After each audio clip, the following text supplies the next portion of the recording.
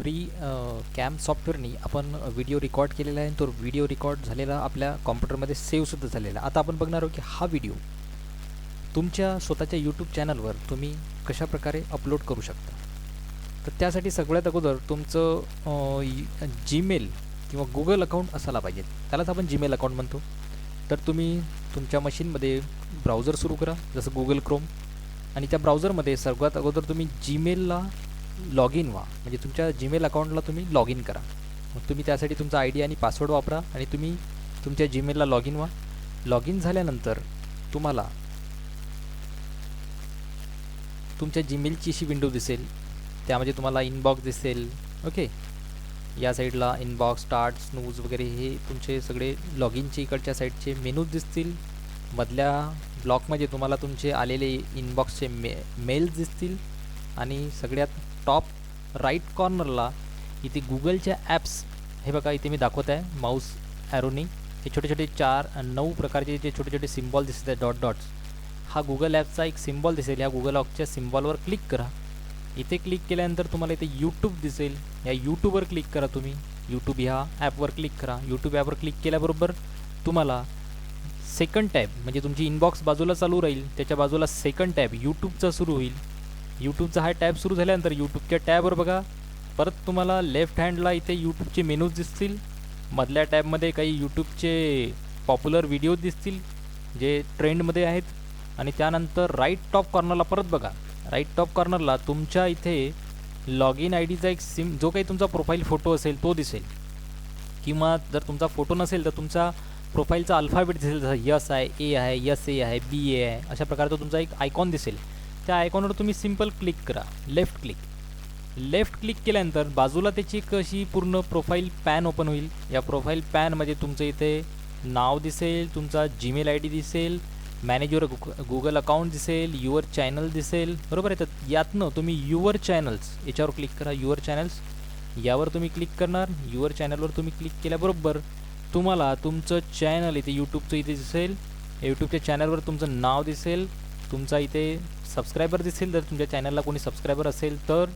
त्यानंतर खाली मेनू दिसेल, home, videos, playlist, channels, discussion, abouts. Okay, तर आता इथे तुम्ही तयार केलेला व्हिडिओ तुम्हाला अपलोड करायचा तर तो कसा करणार, तर त्यासाठी तुम्ही इथे ह्या विंडोमध्ये इथे टॉप राईट कॉर्नरला बघा इथे एक व्हिडिओचा सिम्बॉल दिसतोय, त्याच्यामध्ये मधात प्लस आहे. हा व्हिडिओचा जो सिम्बॉल आहे, या व्हिडिओच्या सिम्बॉलवर तुम्ही इथे क्लिक करा. या व्हिडिओच्या सिम्बॉलवर तुम्ही क्लिक केल्याबरोबर तुम्हाला इथे 2 मेनू दिसेल, अपलोड व्हिडिओ आणि गो लाईव्ह. ओके, तर इथनं तुम्ही अपलोड व्हिडिओ हा ऑप्शन सिलेक्ट करा. अपलोड व्हिडिओज म्हणजे तुम्हाला तुमचा व्हिडिओ जो मशीनमध्ये आहे तो तुम्हाला अपलोड करायचा, तुम्ही त्याला अपलोड व्हिडिओवर क्लिक करा. अपलोड व्हिडिओवर तुम्ही क्लिक केल्यानंतर तुम्हाला पुढची विंडो कशी असेल बघा, अपलोड व्हिडिओज ही विंडो तुमच्या समोर येईल. इथे तुम्ही ह्या ॲरोवरून ड्रॅग और ड्रॉप फाईल्स करू शकता. या सिलेक्ट फाईलने तुम्ही इथे सिलेक्ट फाईलवर क्लिक करून ब्राउजचा मेनू ओपन करू शकता. तर आपण इथे सिलेक्ट फाईलवर क्लिक करणार. सिलेक्ट फाईलवर आपण क्लिक केल्याबरोबर आपल्यासमोर ब्राउजची विंडो येईल की तुम्ही फाईल सिलेक्ट करा जिथे आपण कुठे व्हिडिओ सेव्ह केला होता आपला. फॉर एक्झाम्पल प्रोजेक्ट 1 या नावाने मी व्हिडिओ सेव्ह केला होता, तो आपण ओपन करूया आणि याला ओपनवर क्लिक करू. त्या माझ्या व्हिडिओला मी सिलेक्ट करतो आणि ओपनवर क्लिक करतो, तो व्हिडिओ सिलेक्ट होईल. सिलेक्ट झाल्यानंतर बघा पहिली विंडो येईल प्रोजेक्ट 1 आणि त्याला तुम्हाला डिटेल्स तुमच्या जो यूट्यूबवर तुम्ही व्हिडिओ अपलोड करणार आहे त्यासाठी तुम्ही टायटल द्या. फॉर एक्झाम्पल माझं टायटल असेल की what is computer and types of computer. Okay, description त्याच्यामध्ये डिस्क्रिप्शनमध्ये तुम्ही असं देऊ शकता की created by, develop by. Okay, तुमचा ॲड्रेस, आणखी त्या व्हिडिओच्या विषयी जर तुम्हाला काही आणखी इन्फॉर्मेशन द्यायची तुम्ही ती इन्फॉर्मेशन इथे देऊ शकता. त्यानंतर तुम्ही नेक्स्ट क्लिक करा. नेक्स्ट क्लिक केल्याबरोबर तुम्हाला ऑडियन्स या ग्रुपमध्ये एक मेनू सिलेक्ट करायचा आहे. त्यामध्ये असं लिहिलेलं आहे की हा व्हिडिओ तुम्ही किड्ससाठी तयार केलेला आहे की नाही. मग त्यामध्ये तुम्हाला 2 मेनूज आहे, yes it is made for kids, दुसरं आहे no it is not made for kids, आणि तिसरं इथे एक ऑप्शन आहे एज रिस्ट्रिक्शन. जर तुम्हाला 18 वर्षाच्या खालच्या किंवा वरच्या मुलांसाठी रिस्ट्रिक्शन द्यायचं असेल तर तुम्ही एज रिस्ट्रिक्शनमधनं तसा मेनू सिलेक्ट करू शकता. फॉर एक्झाम्पल माझा हा व्हिडिओ मुलांसाठी नाही आहे तर आपण काय म्हणणार आहे, no it is not made for kids. Okay, त्यानंतर आपण नेक्स्ट करूया. नेक्स्ट केल्यानंतर बघा आता इथे तुम्हाला व्हिडिओ एलिमेंट्स दिसतील. व्हिडिओ एलिमेंट ही विंडो दिसेल. परत तुम्ही इथून नेक्स्ट करा. नेक्स्ट केल्यानंतर तुम्हाला इथे विजिबिलिटी हा एक मेनू दिसेल. विजिबिलिटीमध्ये बघा तुमचा व्हिडिओ हा विजिबल कसा असायला पाहिजे, तर तुमचा व्हिडिओ हा पब्लिक असायला पाहिजे. ओके, तुम्ही यूट्यूब चॅनलवर तुम्हाला जर असं वाटते की ते प्रत्येकानं बघावा, तर तुम्हाला त्याला काय करावं लागेल, public. Okay, save or publish, आणि इथे तुम्ही कशावर क्लिक करणार आहे, पब्लिक यावर क्लिक करणार तुम्ही आणि सेव्ह करणार. ओके, पब्लिकवर क्लिक करून तुम्ही काय करणार आहे, सेव्ह केल्याबरोबर तुम्हाला व्हिडिओ पब्लिश होत आहे असं दिसेल. ओके, त्यानंतर तुम्ही याला क्लोज करा.